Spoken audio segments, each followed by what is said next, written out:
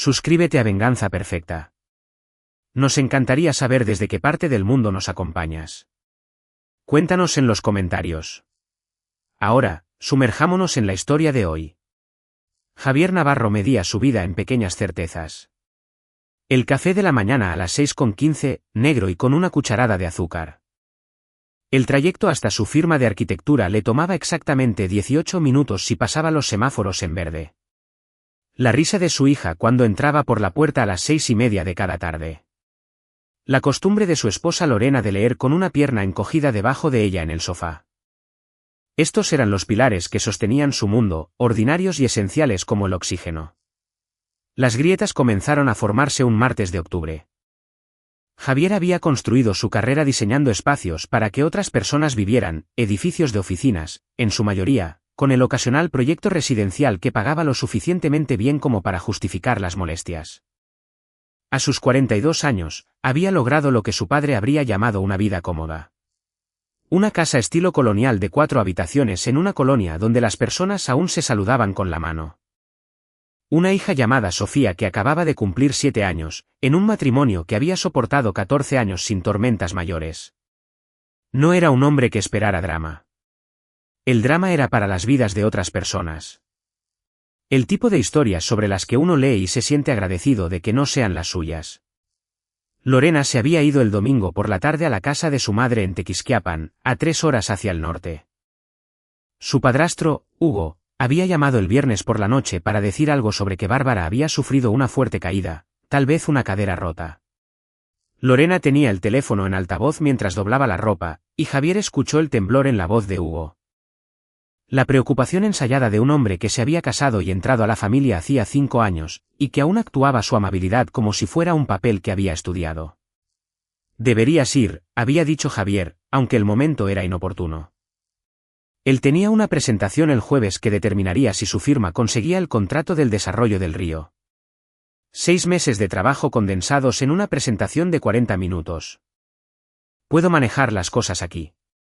Sofía y yo tendremos un fin de semana de chicos. Bueno, un fin de semana de un chico y una chica. Lorena había sonreído. Ese tipo de sonrisa que no llegaba a sus ojos. ¿Estás seguro? Sé que estás saturado de trabajo. Tu mamá te necesita. Nosotros estaremos bien. Ella lo besó antes de irse. Un beso de verdad, no el piquito en piloto automático de la rutina matrimonial. Él recordaría ese detalle más tarde, dándole vueltas en su mente como si fuera una moneda sospechosa. ¿Había sabido ella algo? ¿Había algún mensaje en ese beso que él no logró descifrar? El lunes por la mañana, Sofía había despertado con fiebre. Nada grave, solo lo suficiente para mantenerla en casa, sin ir a la escuela, y para desordenar el día cuidadosamente planificado de Javier. Él había llamado a su madre, quien vivía a 20 minutos de distancia y trataba el deber de abuela como si fuera un deporte olímpico. Ella llegó a las 8 de la mañana con una bolsa llena de actividades y un recipiente con sopa casera. Tú concéntrate en tu trabajo, había dicho ella, mientras ya armaba un rompecabezas en el suelo de la sala.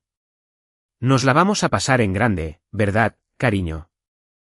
Sofía había asentido con la cabeza, abrazando el elefante de peluche que tenía desde que era una bebé, con su cabello oscuro enredado por el sueño. Javier había besado su frente, aún caliente, pero no de manera peligrosa, y había conducido al trabajo con la radio apagada, su mente ya repasando las notas de la presentación. El electricista había sido programado desde hacía meses. La casa era lo suficientemente antigua como para tener tanto carácter como problemas en la misma medida, y el enchufe en la habitación de Sofía había comenzado a sacar chispas hacía 2 semanas, un verdadero peligro de incendio que no podía esperar. Mauricio Valdés vino recomendado por 3 vecinos diferentes, un hombre delgado de unos 50 años que apareció en una camioneta que había visto décadas mejores. Javier lo había dejado entrar esa mañana antes de que Sofía despertara, le había mostrado la habitación y se había ido al trabajo. Protocolo estándar. Mauricio tenía su número por si había algún problema. La llamada llegó a las 2:47 minutos de la tarde. Javier estaba en una sala de conferencias revisando diapositivas con su socio, Gerardo Blanco, cuando su teléfono se iluminó con el número desconocido. Señor Navarro, la voz sonaba mal. Tensa, casi sin aliento. Soy Mauricio Valdés. Estoy en su casa. Necesito que venga de inmediato. Javier sintió que se le revolvía el estómago de esa manera particular que sucede cuando el universo anuncia que algo ha salido mal. ¿Hay un incendio? ¿Se está quemando la casa? No hay ningún incendio. Simplemente, usted necesita ver esto. Abrí la pared detrás del enchufe, y hubo una pausa. El sonido de una respiración. Señor, hay algo dentro de la pared. No sé cómo explicarlo, pero no es nada bueno. ¿A qué se refiere? Un equipo, cámaras, cables que corren por el hueco de la pared, una instalación profesional. Alguien ha estado vigilando esta habitación, grabándola. La sala de conferencias perdió nitidez. Gerardo seguía hablando. Algo sobre las proyecciones del tercer trimestre, pero las palabras ahora eran solo sonidos desconectados de su significado. Voy para la casa, dijo Javier. No toque nada más. No lo haga, solo espéreme. Llegó a su automóvil sin recordar el viaje en ascensor ni la caminata por el estacionamiento. El trayecto de 18 minutos le tomó 11. Se estacionó chueco en la entrada y encontró a Mauricio sentado en los escalones delanteros, con su bolsa de herramientas a su lado como si fuera un testigo. Lo siento mucho, dijo Mauricio. Ojalá hubiera encontrado cualquier otra cosa. La habitación de Sofía estaba en el segundo piso, pintada de color lavanda ante su insistencia la primavera pasada, llena de los escombros de la infancia, libros, juguetes, un proyecto de arte a medio terminar sobre su escritorio. La tapa del enchufe estaba en el suelo, y la sección del panel de yeso que Mauricio había quitado estaba apoyada contra el zócalo. Javier miró dentro de la cavidad de la pared y comprendió que su vida se acababa de dividir en un antes y un después. La cámara era pequeña, de grado profesional, del tipo que no se podía comprar en una tienda de electrónica de consumo. Estaba en un ángulo para abarcar toda la habitación, la cama, el escritorio, la puerta. El cableado corría hacia abajo a través de la pared, desapareciendo en el espacio de acceso al subsuelo. Había una segunda cámara montada más arriba, un respaldo, o un ángulo diferente. Todo estaba libre de polvo, recientemente instalado o meticulosamente mantenido. Hay más, dijo Mauricio en voz baja.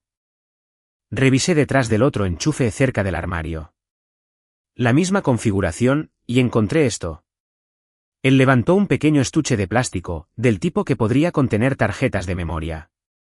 Estaba escondido en el aislamiento térmico. No lo abrí. Javier lo tomó con unas manos que no se sentían como las suyas. El estuche estaba etiquetado con una fecha de hacía 3 meses. Adentro había 4 tarjetas de memoria pequeñas, cada una marcada con rangos de fechas que abarcaban los últimos 18 meses. La habitación se inclinó. Javier se sentó pesadamente sobre la cama de Sofía, mientras el elefante de peluche lo observaba con sus ojos de botón. ¿Debería llamar a la policía?, preguntó Mauricio. Javier miró las cámaras, las tarjetas en su mano, el agujero en la pared que había revelado un horror que aún no podía procesar. Llame a la Fiscalía General de la República, susurró él. Mauricio hizo la llamada. Javier se quedó inmóvil, su mente fracturándose en 1000 direcciones a la vez.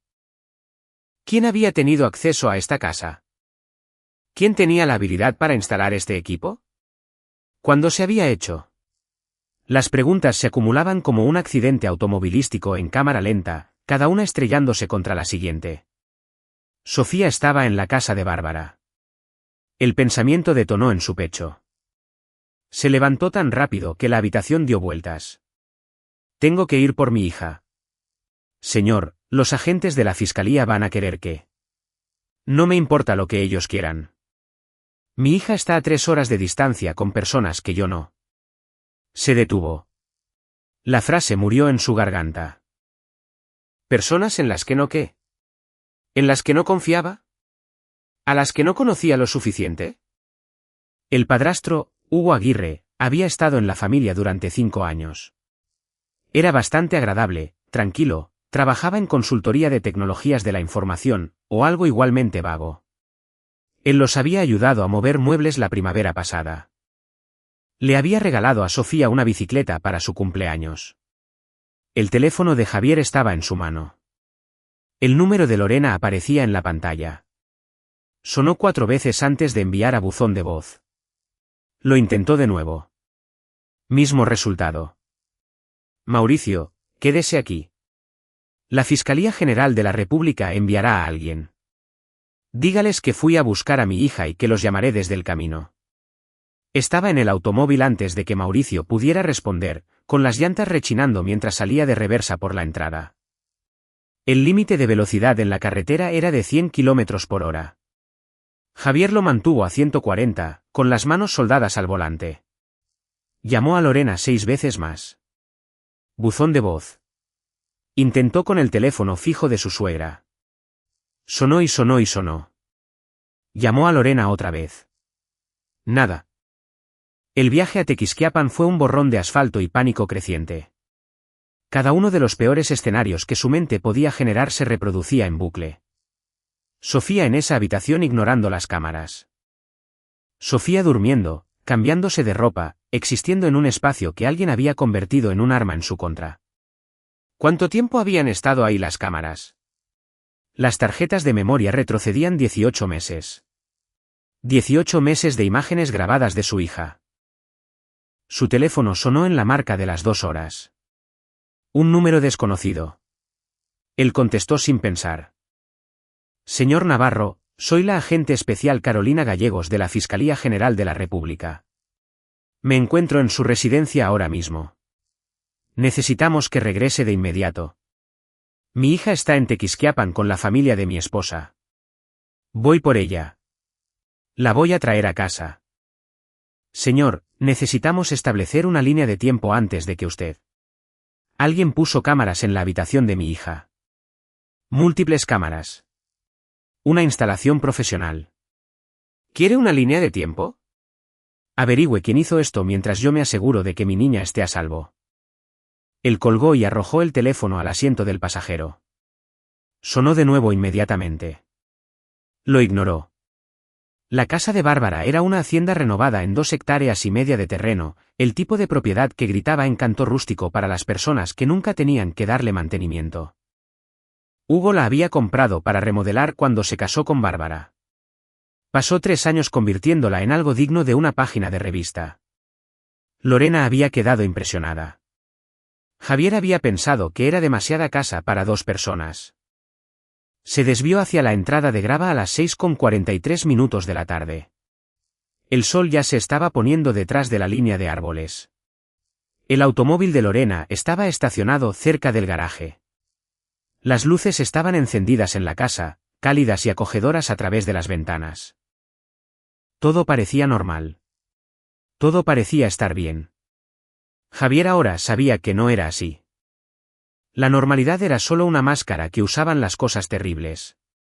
No tocó a la puerta. Simplemente abrió la puerta principal y gritó, «Lorena». Ella apareció desde la cocina, con la sorpresa parpadeando en su rostro. «Javier, ¿dónde estabas?» «No te esperábamos hasta». «¿Dónde está Sofía?» «Está arriba con mi mamá allí». «Javier, ¿qué pasa?» «¿Te ves?» «Ve por ella ahora». «Nos vamos». La expresión de Lorena cambió de sorpresa a preocupación. «¿Qué pasó? ¿Alguien está herido?» «Ve por Sofía, por favor». La dureza en su voz debió convencerla. Ella desapareció por las escaleras, y Javier escuchó voces. El tono inquisitivo de su suegra. La respuesta más aguda de Sofía. Luego, pasos, y Sofía apareció en el descanso de la escalera, todavía en pijama, abrazando al elefante. «Papi». Corrió por las escaleras y se arrojó a sus brazos. Y él la abrazó con tanta fuerza que ella chilló. Estaba cálida, sólida y real. Y él estaba aquí y ella estaba a salvo. Excepto que no estaba a salvo. No había estado a salvo en 18 meses. «Nos vamos a casa, mi niña», le dijo él sobre el cabello. Pero la abuela dijo que podía quedarme a cenar. «Está haciendo lasaña». En otra ocasión, dijo él, mirando hacia Lorena, que estaba a mitad de las escaleras, con su madre detrás de ella. Bárbara lucía preocupada, con el brazo en un cabestrillo por la caída. Y detrás de Bárbara, emergiendo del pasillo, estaba Hugo. Hugo Aguirre tenía 58 años y el tipo de rostro que inspiraba confianza. Rasgos abiertos, sonrisa fácil, el cabello plateado de un hombre que envejece bien. Llevaba pantalones de color caqui y una camisa de botones, con unos lentes descansando sobre su nariz. Se veía como el maestro favorito de alguien, como el asesor de confianza de alguien. Se veía como un monstruo usando ropa de personas. Javier, dijo Hugo amablemente, esto es una sorpresa. ¿Está todo bien? Javier lo observó fijamente, a este hombre en cuya casa su hija había estado durmiendo, y sintió que algo frío y asesino se desplegaba en su pecho. Aún no lo sabía, aún no podía probarlo. Pero de pie allí, sosteniendo a Sofía, observando la actuación de preocupación de Hugo, lo supo con la certeza de un instinto profundo hasta los huesos. Tenemos que irnos, dijo Javier, con voz plana. Emergencia familiar. Cargó a Sofía hasta el automóvil, la abrochó en el asiento elevado mientras Lorena protestaba desde el porche. Bárbara gritaba haciendo preguntas. Hugo estaba de pie en el umbral con esa agradable expresión de preocupación que Javier ahora reconocía como una mentira. Lorena se subió al asiento del pasajero y se abrochó el cinturón con movimientos bruscos y enojados. ¿Quieres decirme qué está pasando? Me estás asustando. Javier encendió el automóvil. Por el espejo retrovisor, pudo ver a Hugo observándolo partir. Una mano levantada en un saludo de despedida. Te lo explicaré en el camino, dijo Javier. Primero tenemos que llevar a Sofía a casa. Pero sabía, incluso mientras lo decía, que no había un hogar seguro al cual regresar. La casa con las cámaras en las paredes, el lugar donde su hija había sido vigilada y grabada y vulnerada. Ya no era un hogar. Era la escena de un crimen. Y en algún lugar detrás de él, en esa hacienda perfecta, estaba el hombre que había convertido la habitación de su hija en un coto de caza. La certeza se asentó sobre Javier como un peso. Hugo Aguirre había hecho esto. Hugo, con su experiencia en tecnologías de la información y su acceso a la casa de ellos durante las visitas familiares. Hugo, que había ayudado a instalar el nuevo librero de Sofía el verano pasado, que había estado a solas en una habitación durante 20 minutos mientras Javier y Lorena descargaban las compras. Hugo, que se había casado y entrado a la familia, posicionándose como el padrastro servicial, la figura de confianza. Las manos de Javier se apretaron contra el volante. En el asiento trasero, Sofía tarareaba para sí misma, ajena a todo. En el asiento del pasajero, Lorena lo miraba fijamente, esperando una explicación que destrozaría su mundo. Había cámaras en la habitación de Sofía, dijo Javier en voz baja. Escondidas en las paredes. Un electricista las encontró hoy. El rostro de Lorena palideció. ¿Qué? ¿Eso? Eso es imposible. ¿Quién haría algo así? Aún no lo sé. Una mentira. Él lo sabía. Simplemente no podía probarlo. Pero la Fiscalía General de la República ya está involucrada. Necesitamos llegar a casa y resolver esto. Detrás de ellos, Tequisquiapan desapareció en la oscuridad. Y Javier condujo hacia un futuro que aún no podía ver, sabiendo solo que el hombre de la hacienda pagaría por lo que había hecho, sin importar cuánto tiempo tomara, sin importar cuánto costara. Hugo Aguirre había cometido un error crítico. Dejó con vida a la hija de Javier Navarro para que éste la rescatara. Y Javier se iba a asegurar de que ese error lo persiguiera hasta su último aliento. La Fiscalía General de la República se instaló en la sala de Javier como si fuera un centro de mando para una operación militar. La agente especial Carolina Gallegos era una mujer de unos 40 años, con cabello gris acero y unos ojos a los que no se les escapaba nada. Se sentó frente a Javier en la mesa del comedor, mientras los técnicos fotografiaban cada centímetro de la habitación de Sofía, metían la evidencia en bolsas y convertían su casa en un catálogo de violaciones. Sofía estaba en la casa de la madre de él, felizmente ignorante de por qué la casa de papi estaba llena de extraños con placas. Lorena estaba sentada a su lado, con las manos envueltas alrededor de una taza de café que no había tocado en una hora. Ella había llorado en el automóvil, y luego se quedó en silencio, con su mente tratando de procesar lo imposible. Las cámaras fueron instaladas profesionalmente, dijo Gallegos, revisando notas en su tableta. Quienquiera que haya hecho esto tenía conocimientos técnicos y acceso a su hogar. Las tarjetas de memoria que encontraron contienen aproximadamente 400 horas de grabaciones. Las estamos analizando ahora, pero necesito preguntar. ¿Quién ha estado en la habitación de su hija en los últimos 2 años? Javier recitó la lista. Las niñeras, su madre, la madre de Lorena y Hugo, un contratista que había arreglado una gotera en el techo. Las amigas de Sofía y sus padres durante las tardes de juego. Tendremos que entrevistar a todos los de esa lista, dijo Gallegos. Pero quiero ser clara en algo, señor Navarro. Quienquiera que haya hecho esto, es muy probable que tenga copias de esas grabaciones. Las cámaras tenían capacidad inalámbrica. Estaban transmitiendo a algún lado, posiblemente a un almacenamiento en la nube. Lorena emitió un sonido como si la hubieran golpeado. Estamos trabajando con nuestra división cibernética para rastrear el rastro en la red, continuó Gallegos.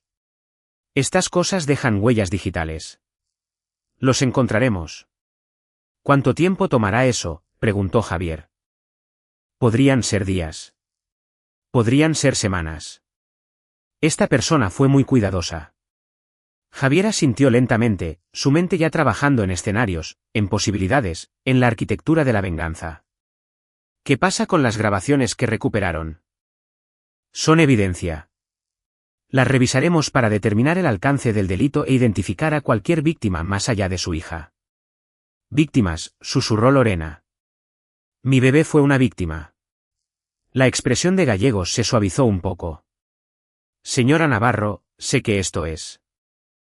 Usted no sabe nada, dijo Lorena, con la voz temblorosa. No es posible que sepa lo que se siente esto. Tenía razón. Nadie puede saberlo. Javier vio a su esposa desmoronarse en cámara lenta y sintió que su propio dolor se calcificaba y se convertía en algo más duro, en algo útil. Los agentes de la Fiscalía General de la República se marcharon a la medianoche, llevándose consigo cajas de evidencia y la promesa de mantenerlo informado a diario. La casa se sentía ultrajada en su ausencia. Cada habitación contaminada por el conocimiento. Javier se quedó en el marco de la puerta de Sofía, mirando los agujeros en las paredes, las tapas de los enchufes retiradas, el polvo para huellas dactilares en cada superficie. Este había sido su santuario. Alguien lo había envenenado. Su teléfono vibró. Un mensaje de texto de un número que no reconoció. Soy la agente Gallegos. El análisis preliminar muestra que las cámaras estuvieron activas durante aproximadamente 19 meses. Es probable que la instalación ocurriera durante un periodo en el que la casa estuvo vacía.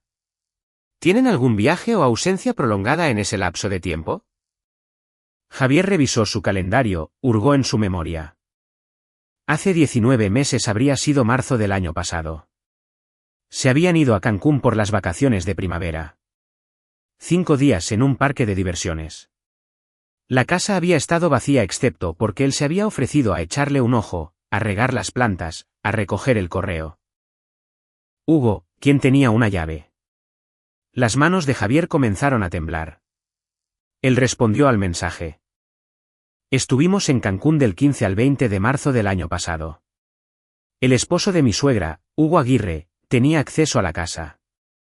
La respuesta llegó rápidamente. Lo investigaremos. No haga nada todavía. Déjenos encargarnos de esto. No haga nada todavía. Como si se supusiera que Javier debía quedarse sentado en su casa vulnerada y esperar a que la lenta maquinaria de la justicia avanzara en su proceso. Como si el hombre que había grabado a su hija fuera a quedarse de brazos cruzados mientras la fiscalía construía su caso. Javier sabía que eso no sería así. Él era inteligente. Un profesional en tecnologías de la información, con experiencia técnica, lo suficientemente cuidadoso como para llevar a cabo esta operación durante 19 meses sin ser detectado. Tendría contingencias, planes de respaldo, y en este momento estaba en Tequisquiapan con Bárbara jugando a ser el padrastro preocupado, probablemente borrando discos duros y cubriendo sus huellas. Los de la fiscalía eran buenos, pero tenían reglas, procedimientos, órdenes judiciales que necesitaban obtener. Acabarían atrapando a Hugo, construyendo un caso sólido y encerrándolo durante décadas. Eventualmente, no era lo suficientemente bueno. Javier fue a su oficina y abrió su computadora portátil. Si Hugo Aguirre creía que podía vulnerar a la hija de Javier y luego esconderse detrás de abogados y procesos legales, había malinterpretado por completo con quien estaba lidiando. Javier Navarro diseñaba edificios. Entendía de estructuras, de sistemas, de la arquitectura oculta de cómo funcionaban las cosas. Entendía los elementos de carga y los puntos de falla. Entendía cómo construir algo que se veía sólido desde el exterior pero que era hueco en su núcleo. Él podía aplicar esos mismos principios para destruir a un hombre. El primer paso era la información.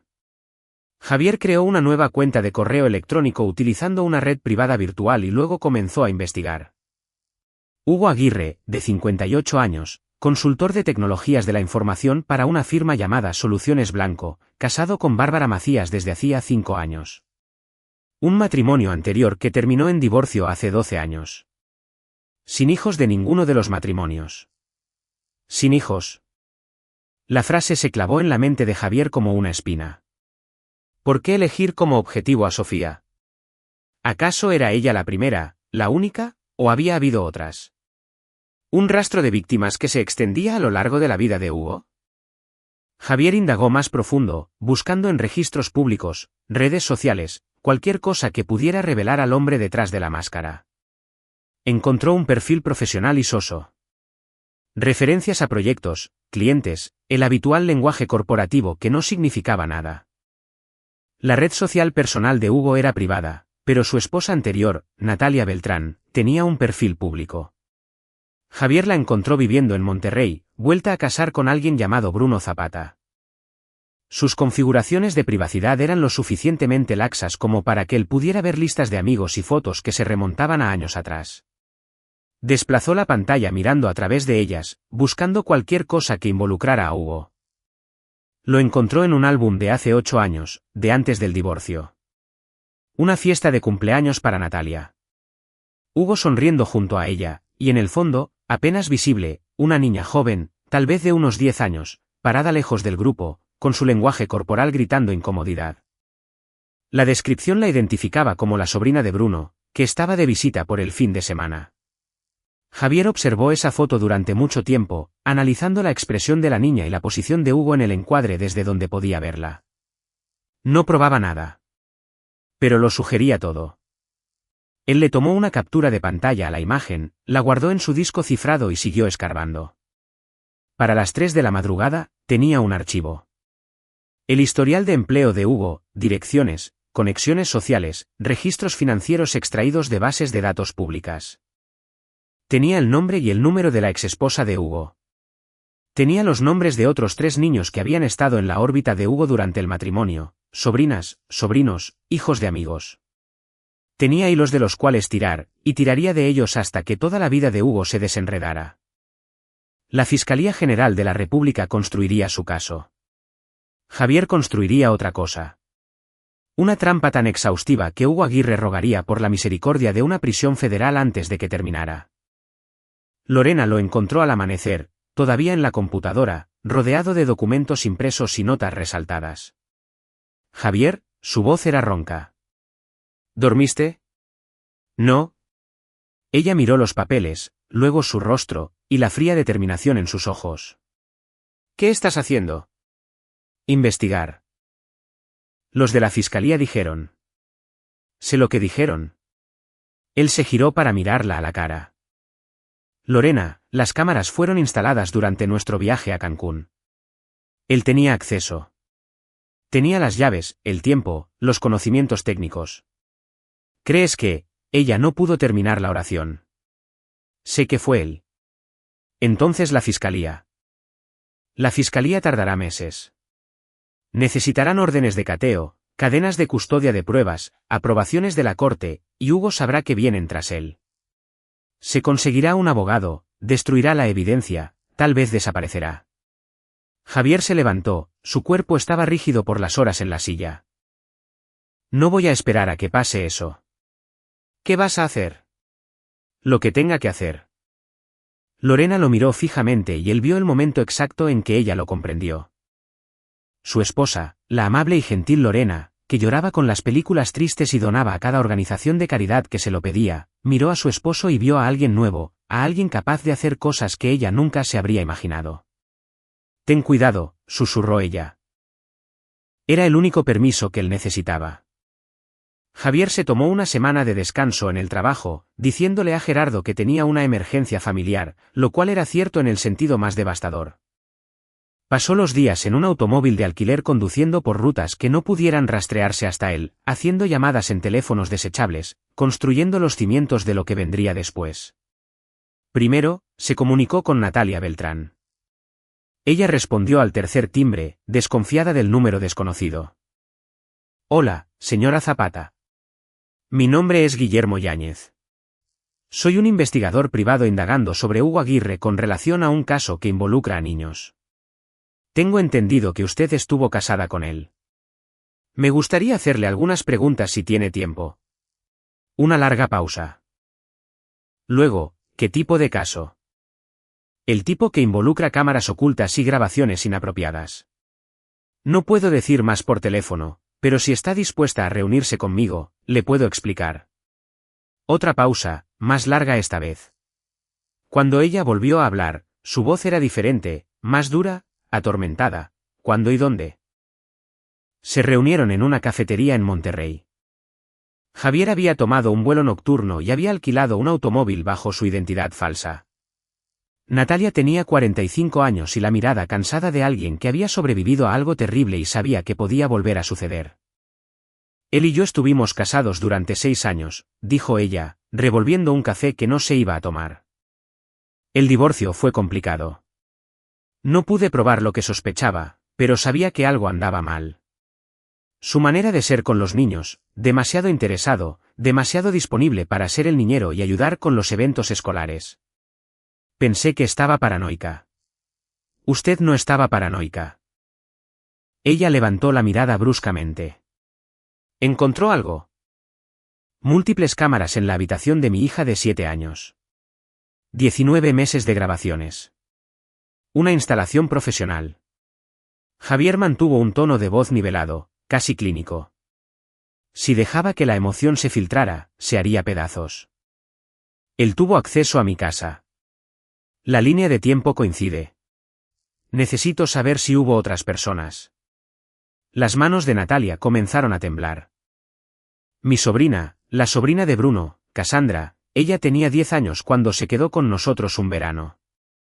Después de que se fue, cambió, dejó de hablarnos, evitaba las reuniones familiares.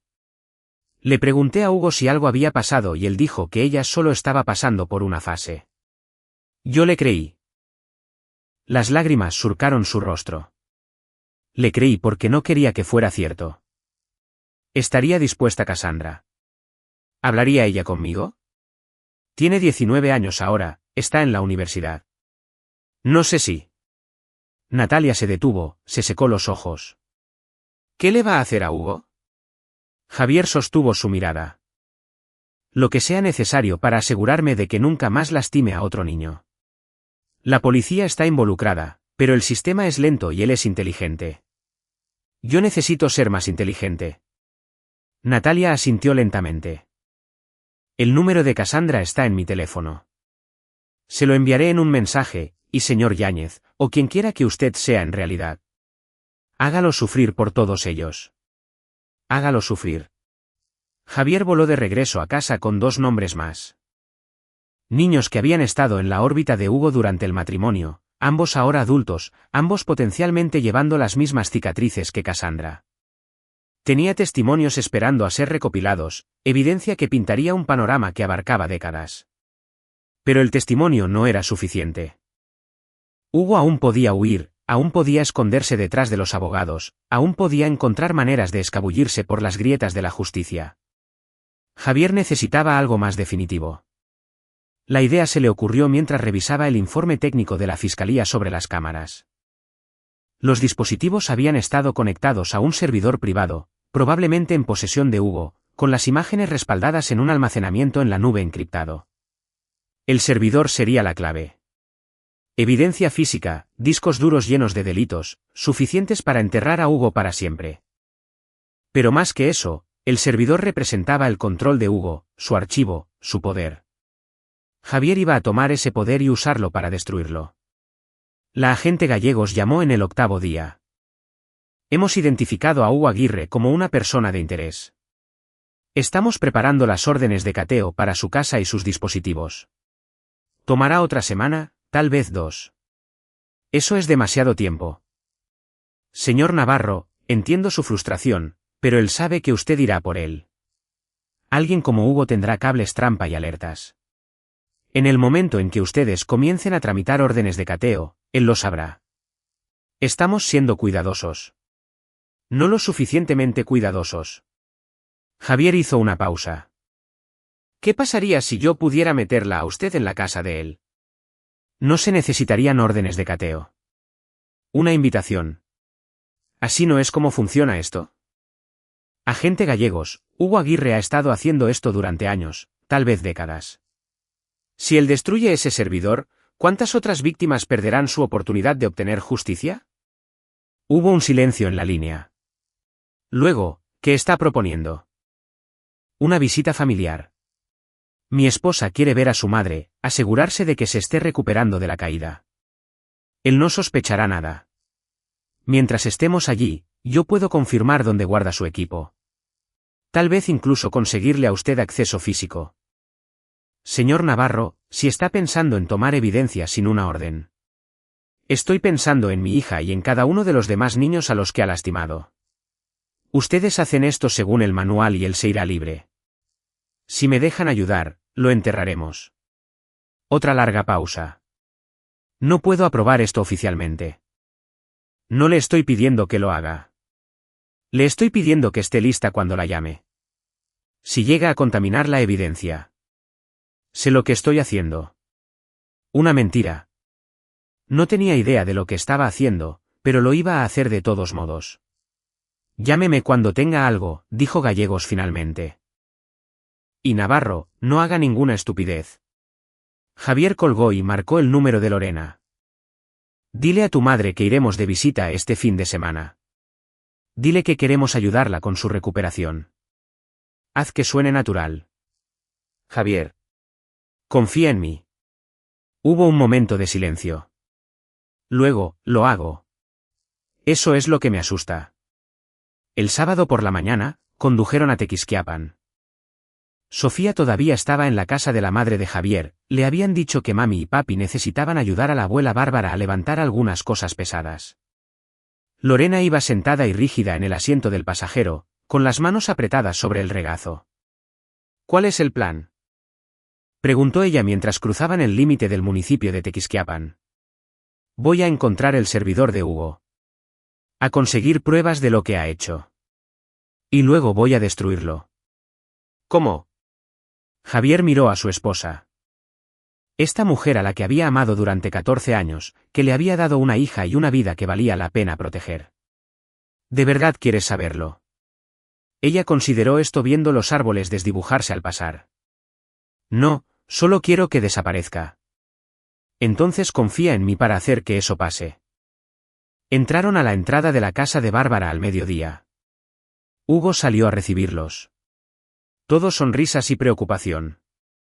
El suegro y padrastro perfecto. Javier le estrechó la mano y no sintió nada más que un cálculo frío. La trampa estaba lista. Ahora venía el momento de activarla. La cadera de Bárbara estaba sanando bien, aunque se movía con un bastón y necesitaba ayuda con las escaleras. Lorena se desvivió por atender a su madre, mientras Javier se ofreció a ayudar a Hugo con un poco de mantenimiento en la propiedad. Una excusa conveniente para explorar la casa. Hugo aceptó con entusiasmo, claramente complacido de tener compañía masculina. Hay una rama de árbol que necesita ser cortada cerca del garaje, dijo Hugo, guiando a Javier hacia afuera. Y he tenido la intención de organizar el sótano. Un par de manos extra harían que todo fuera más rápido. ¿El sótano? Perfecto. Trabajaron durante 1 hora. Javier cargaba cajas y tenía pequeñas charlas mientras sus ojos catalogaban cada detalle. El sótano estaba remodelado, la mitad era almacenamiento y la otra mitad era un espacio de oficina. El escritorio de Hugo estaba en una esquina, 3 monitores apagados, y una computadora de torre zumbando debajo de él.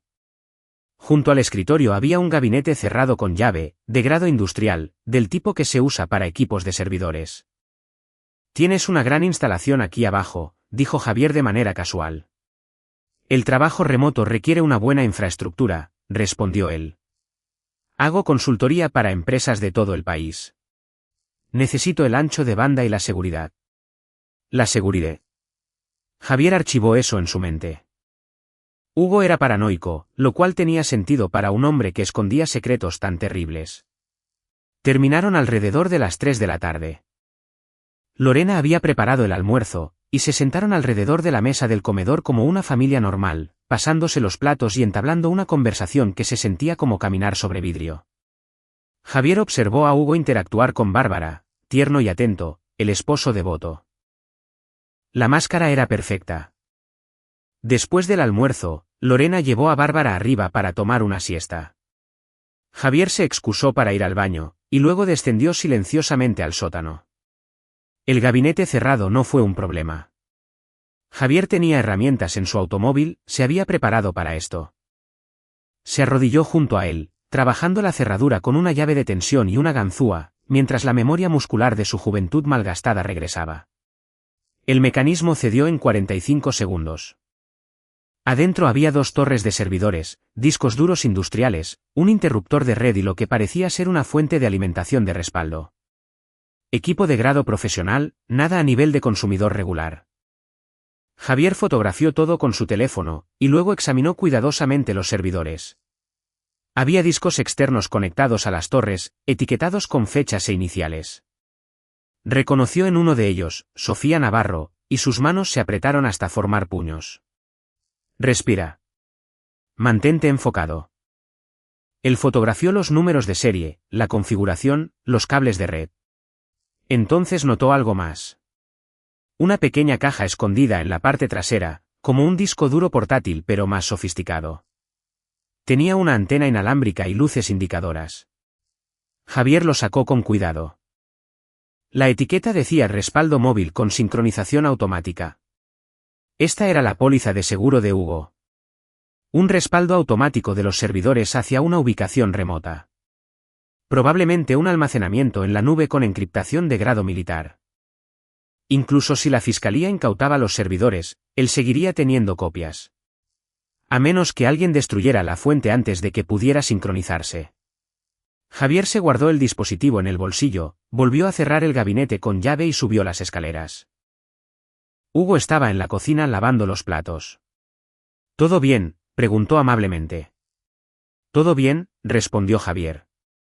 Se marcharon a las 6 de la tarde, con Lorena prometiendo visitarlos de nuevo pronto. Hugo la abrazó para despedirse, le estrechó la mano a Javier y se despidió desde la puerta mientras ellos se alejaban. Javier lo miró por el espejo retrovisor hasta que la casa desapareció de la vista. «¿Lo encontraste?», preguntó Lorena en voz baja. «Encontré todo». Llamó al agente Gallegos desde el automóvil usando el teléfono desechable. «Tengo fotos de la configuración del servidor de Hugo. Tiene todo en su sótano. Un gabinete cerrado con llave, equipo profesional, y hay un dispositivo de respaldo móvil con capacidad de sincronización automática». «¿Usted se llevó algún dispositivo?». «Tomé fotos». «El dispositivo sigue ahí». «Una mentira, pero necesaria». «Tienen que actuar rápido. Si él se da cuenta de que alguien estuvo en ese gabinete, borrará todo. Ejecutaremos la orden judicial el lunes por la mañana. Coordinaré con el departamento de policía local. El lunes es dentro de 2 días. Ese es el momento más pronto en el que nos podemos mover». «Lo siento, pero...». Javier colgó. El lunes sería demasiado tarde. Él notaría que el dispositivo había desaparecido, se daría cuenta de que alguien había accedido al gabinete. Entraría en pánico, destruiría la evidencia, huiría. Javier necesitaba que Hugo tomara una decisión diferente, una decisión peor. Pasó el domingo preparándose. Creó una cuenta de correo electrónico a nombre de Hugo, usó las fotos de los números de serie del servidor para registrar el equipo en varios foros en línea donde los depredadores compartían recursos. Publicó especificaciones detalladas, ofreció un intercambio de archivos e hizo a Hugo Aguirre visible para cualquier agencia de la ley que monitoreara esos espacios. Luego, le envió un correo electrónico a Hugo desde una cuenta anónima. Sé lo que has estado haciendo. Tengo copias de tus archivos. Si quieres que se mantengan privados, tenemos que hablar. Mañana a las 8 de la noche. La vieja cantera cerca de la carretera 47. Ven solo, o todos verán lo que eres. Era un cebo burdo y obvio, pero Javier estaba apostando por la arrogancia de Hugo, por su creencia de que era más inteligente que todos los demás. Un chantajista era un problema que Hugo podía resolver, ya fuera con dinero o con violencia. No llamaría a la policía. No podía arriesgarse. Aparecería pensando que podría manejar la situación, y Javier estaría esperando. El lunes por la noche, Javier le dijo a Lorena que tenía que reunirse con un cliente. Ella no hizo preguntas. Habían pasado el punto en el que las preguntas importaban. Él condujo hacia la cantera, un sitio industrial abandonado a 32 kilómetros a las afueras de Tequisquiapan, y se estacionó detrás de un edificio en ruinas. La cantera era un cuenco de piedra desmoronada y agua estancada rodeada de equipo oxidado y señales de advertencia. Privacidad perfecta, sin testigos. Javier se posicionó detrás de una barrera de concreto con vista al camino de acceso, con el dispositivo de respaldo móvil en el suelo a su lado. El automóvil de Hugo apareció a las 7:55 de la noche, con los faros atravesando el anochecer. Javier lo vio estacionarse, salir y mirar a su alrededor con nerviosismo. Hugo estaba armado. Javier podía ver el contorno de una funda debajo de su chaqueta. Inteligente, preparado, pero no lo suficientemente inteligente. Javier esperó hasta que Hugo estuvo a unos 6 metros del automóvil, y luego se puso de pie. ¿Hugo? Hugo se dio la vuelta, llevando la mano a su arma. Se detuvo cuando vio a Javier. La confusión parpadeó en su rostro. Javier, ¿qué estás? Encontré tus cámaras, dijo Javier, con voz inexpresiva. Todas ellas en la habitación de mi hija. La expresión de Hugo pasó por un ciclo de emociones. Conmoción, cálculo, y luego algo parecido a la resignación. No sé de qué estás hablando. Si lo sabes. La Fiscalía General de la República también lo sabe. Ejecutarán una orden de cateo en tu casa mañana por la mañana. Encontrarán los servidores, los discos de respaldo, cada cosa enferma que has grabado. No puedes probar nada. No tengo que probarlo. Tu equipo lo hará. Javier levantó el dispositivo de respaldo móvil. Como esta sincronización automática con la nube. Incluso si destruyes los servidores, esta pequeña caja sigue subiendo la información. La mano de Hugo se apretó sobre su arma. Dámelo. ¿Por qué? ¿Para que puedas eliminar tu archivo? Esconder la evidencia. No lo entiendes. No puedes entenderlo. Lo entiendo perfectamente. Eres un depredador. Te casaste y entraste a mi familia, te acercaste a mi hija y convertiste su habitación en tu propio coto de caza privado. La voz de Javier era de hielo. ¿Cuántos más, Hugo? ¿Cuántos niños hubo antes de Sofía? No es eso. No sabes lo que es necesitar él. Cállate, lo interrumpió Javier, con el asco inundándolo. No vine aquí a escucharte justificarte. Vine a darte a elegir. Los ojos de Hugo se entrecerraron. ¿Elegir qué? Puedes correr, irte esta misma noche, tratar de desaparecer antes de que aparezca la fiscalía, o puedes terminarlo aquí. Una bala, rápido y limpio, y se acabó todo. ¿Quieres que me suicide? Quiero que hagas la única cosa decente de la que eres capaz. Porque si corres, si me obligas a perseguirte, te encontraré. Y lo que pasará entonces será mucho peor. Hugo soltó una risa, un sonido roto. ¿Crees que me asustas? Solo eres un arquitecto, un papá de los suburbios jugando al justiciero. No tienes las agallas. Javier no respondió. Solo observó. Hugo sacó su arma y apuntó a Javier. Dame el dispositivo o te dispararé y me lo llevaré. Entonces dispara. Javier no se movió. Pero debes saber esto. La agente Carolina Gallegos tiene fotos de toda tu instalación. La orden ya está firmada. Incluso si me matas y destruyes este dispositivo, vendrán por ti mañana. Tu única elección es cómo terminará esto. En prisión, en los titulares. Con tu nombre convertido en sinónimo de monstruo. O aquí esta noche, de manera rápida. La mano de Hugo tembló. Estás mintiendo. Llámame a las 8 de la mañana, a ver si te contesto. Se quedaron allí en la creciente oscuridad, con la cantera en silencio a su alrededor. Javier podía ver a Hugo pensando, calculando probabilidades, buscando una salida que no existía. Esta era la trampa. No eran restricciones físicas ni puertas cerradas, sino las simples matemáticas de las consecuencias. Cada elección que Hugo hiciera a partir de aquí lo llevaría a la ruina. Finalmente, Hugo bajó el arma. ¿Qué ganas tú con esto? Venganza. Justicia, dijo Javier.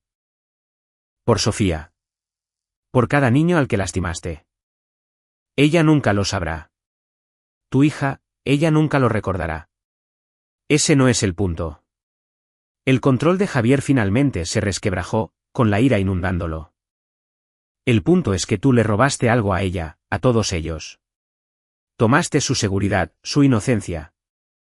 Y lo convertiste en un arma para tu propia gratificación.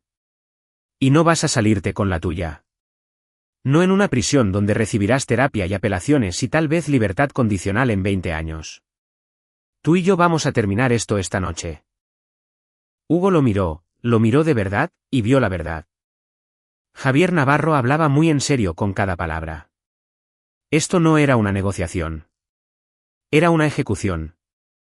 ¿Y si me niego?, preguntó Hugo en voz baja. Entonces llamo a la Fiscalía General de la República ahora mismo. Te arrestarán, te procesarán, te encarcelarán. Tu juicio será público. Cada detalle de lo que has hecho estará en los periódicos, en Internet. En todas partes. Bárbara lo sabrá. Lorena lo sabrá. Todas las personas que has conocido en tu vida sabrán exactamente lo que eres. Y en prisión, los hombres como tú no duran mucho tiempo. Los reclusos sienten un odio especial por los depredadores que lastiman a los niños. El rostro de Hugo se había quedado pálido. Me estás dando una salida. Te estoy dando lo que te mereces.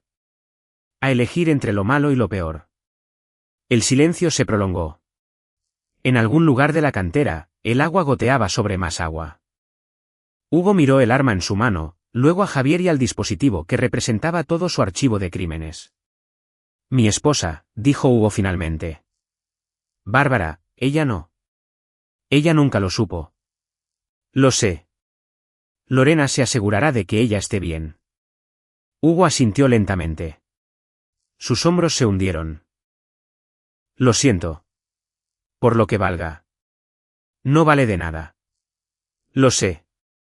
Hugo levantó el arma de nuevo, pero esta vez se apuntó a sí mismo.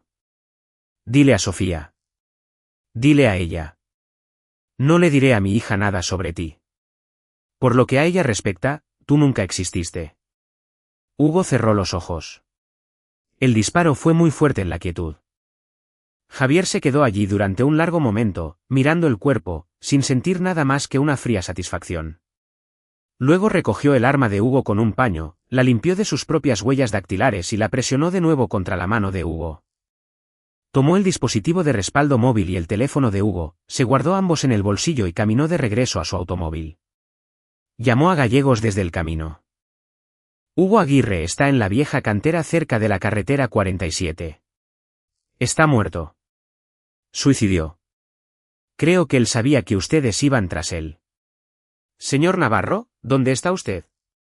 Estoy en mi casa. Nunca estuve en la cantera. Estuve aquí toda la noche con mi esposa. Javier. Ejecute su orden judicial. Inaute los servidores. Encontrará suficiente evidencia para cerrar casos que se remontan a décadas atrás. Hay víctimas. La exesposa de Hugo puede darle nombres. Asegúrese de que obtengan justicia. ¿Acaso usted? Estaba en mi casa, repitió Javier. Toda la noche con mi esposa. Cenamos, vimos una película. Puede revisar los recibos de nuestras tarjetas de crédito si quiere. Él colgó antes de que ella pudiera responder. Lorena estaba esperando cuando él llegó a casa, sentada en la sala oscura. ¿Ya está hecho?, preguntó ella. Ya está hecho. Ella asintió, sin preguntar nada más. Se sentaron juntos en silencio hasta que el escáner de la policía que Javier había comprado comenzó a crujir con los informes de un cuerpo encontrado en la cantera. El departamento de policía local estaba respondiendo. La fiscalía iba en camino.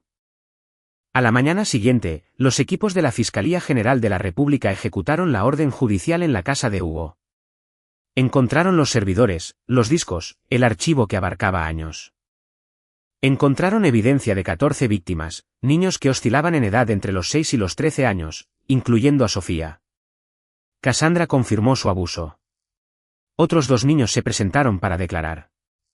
La exesposa de Hugo rindió testimonio sobre comportamientos sospechosos durante su matrimonio. La historia llegó a las noticias. Un consultor en tecnologías de la información es hallado muerto, sospechoso de múltiples casos de abuso infantil. La Fiscalía General de la República elogió la investigación, y mencionó un aviso anónimo que condujo al descubrimiento. Hugo fue pintado como un monstruo, y su muerte fue casi un elemento secundario ante la revelación de sus crímenes. Bárbara estaba devastada, con su mundo desmoronándose. Lorena se quedó con ella durante 2 semanas, ayudándola a procesar todo, a llorar su duelo, y eventualmente, a aceptar la verdad. La hacienda salió a la venta. Bárbara se mudó a un lugar más pequeño cerca de Lorena, a un sitio sin recuerdos de Hugo. La agente Gallegos visitó a Javier un mes después. Se sentaron en la oficina de él, no en la casa vulnerada. Él había vendido eso y había comprado un nuevo lugar al otro lado de la ciudad, un sitio donde Sofía podía dormir sin cámaras en las paredes. El caso está cerrado, dijo Gallegos. Hugo Aguirre fue el perpetrador. Hemos identificado a todas las víctimas, les hemos ofrecido recursos, terapia. Las grabaciones están siendo destruidas ya que la evidencia no es necesaria para un juicio. ¡Qué bien! Solo hay una cosa. Ella lo miró con fijeza. El arma de Hugo. La balística fue interesante. El ángulo sugería un suicidio, pero hubo algunas inconsistencias. Las personas son desordenadas cuando se suicidan. ¿Cierto? Y el médico forense dictaminó que fue un suicidio. Pero me pregunto, señor Navarro, si de casualidad usted estuvo en esa cantera. Estuve en casa con mi esposa toda la noche. Gallegos asintió lentamente. De acuerdo. Bueno, independientemente de cómo haya sucedido, Hugo Aguirre no volverá a lastimar a más niños. Eso es lo que importa. Eso es lo que importa, asintió Javier. Ella se marchó sin decir una palabra más. Javier nunca volvió a tener noticias de la Fiscalía General de la República. 6 meses después, Sofía comenzó el 2º grado en su nueva casa. A veces tenía pesadillas, se despertaba llorando por razones que no podía articular. Javier y Lorena la llevaron a terapia, con una especialista que trabajaba con casos de trauma. La terapeuta dijo que Sofía era resiliente, y que con apoyo, ella sanaría. Javier esperaba que eso fuera cierto. Había hecho todo lo que estaba en sus manos para protegerla, para eliminar la amenaza, para asegurarse de que Hugo Aguirre nunca tocara a otro niño. Pero las cicatrices permanecían invisibles y profundas. Él se había convertido en alguien nuevo en esa cantera, alguien capaz de mirar a otro ser humano y exigirle su propia vida. Alguien que podía quedarse allí de pie, frío e impasible, mientras un hombre se ponía una pistola en la cabeza. Lorena notó el cambio. No hablaban de ello directamente, pero vivía entre ellos, el conocimiento de lo que Javier había hecho, de lo que era capaz de hacer por su familia. ¿Te arrepientes de ello?, preguntó ella una noche después de que Sofía se hubiera quedado dormida. Javier pensó en la pregunta, en las víctimas de Hugo, en los niños que habían sido liberados del abuso continuo cuando Hugo murió, en la evidencia que se había recuperado, en los casos que se habían cerrado, en su hija durmiendo plácidamente en una habitación sin cámaras. En una casa a la que Hugo Aguirre jamás había entrado. No, dijo él. No me arrepiento de nada. Y no lo hacía. Hugo Aguirre había tomado sus decisiones, había construido su archivo de horrores un niño a la vez. Javier simplemente le había presentado una factura y le había exigido el pago en la única moneda que importaba. El mundo era un lugar más limpio sin Hugo Aguirre en él. Esa era la verdad. Javier vivía con la certeza que le permitía dormir por las noches. Él había protegido a su hija. Había vengado su violación. Y si eso lo convertía en un justiciero, en un asesino, en alguien que había actuado fuera de la ley, que así fuera. Él podía vivir con esa etiqueta si eso significaba que Sofía estaba a salvo. 3 años después, Javier estaba de pie en su oficina mirando los planos arquitectónicos para un nuevo centro comunitario que incluiría espacios para programas de defensa de menores. Su firma había ganado el contrato, y Javier había supervisado personalmente cada detalle. Sistemas de seguridad, líneas de visión, medidas de privacidad diseñadas para proteger en lugar de vulnerar. Era su manera de construir algo bueno a partir de la oscuridad, de usar lo que había aprendido para ayudar a otros. El centro serviría a cientos de niños, ofrecería recursos a las familias y brindaría refugio a quienes lo necesitaran. Hugo Aguirre había intentado destruir a la hija de Javier. En cambio, había creado algo mucho más peligroso. Un padre que sabía exactamente hasta dónde estaba dispuesto a llegar para proteger a su hija y que había demostrado que tenía la voluntad para hacerlo. Sofía ya tenía 10 años ahora, prosperando, riendo, en su mayoría libre de las sombras. Ella no recordaba mucho sobre las cámaras, la Fiscalía General de la República, el tiempo antes de que se mudaran. Así era como debía ser. Que la oscuridad se quedara con Javier. Que su hija tuviera la luz. Levantó su teléfono y llamó a Lorena. Hola, voy de camino a casa, pensando en pasar por Sofía al entrenamiento de fútbol. Eso sería genial. Te amo. Yo también te amo. Él colgó, recogió sus cosas y salió hacia la luz del sol de la tarde. En alguna parte del mundo había otros hombres como Hugo. Otros depredadores cazando niños. Javier no podía detenerlos a todos, pero había detenido a uno. Y si otro alguna vez llegara a amenazar a su familia, él lo volvería a hacer sin dudarlo. Ese era el hombre en el que se había convertido. El padre que había mirado dentro de la pared de su hija y había visto el horror. El que había conducido a través de la noche para rescatarla, el que había rastreado al monstruo responsable y lo había hecho pagar. Era suficiente. Tenía que ser suficiente. Javier Navarro condujo a casa con su esposa y su hija, a la vida que había luchado por preservar, y no miró hacia atrás al fantasma que había dejado en la cantera. Ellos no podían tocarlo a él. No podían tocar a Sofía. Eso era todo lo que importaba. Eso lo era todo. Y ahí lo tienen. Otra historia llega a su fin. ¿Qué les pareció? Me encantaría escuchar sus opiniones en los comentarios de abajo. Si disfrutan de esta historia, consideren unirse a nuestra comunidad suscribiéndose. Significa el mundo para nosotros. Para más historias como esta, echen un vistazo a los vídeos recomendados en la pantalla, y los veré.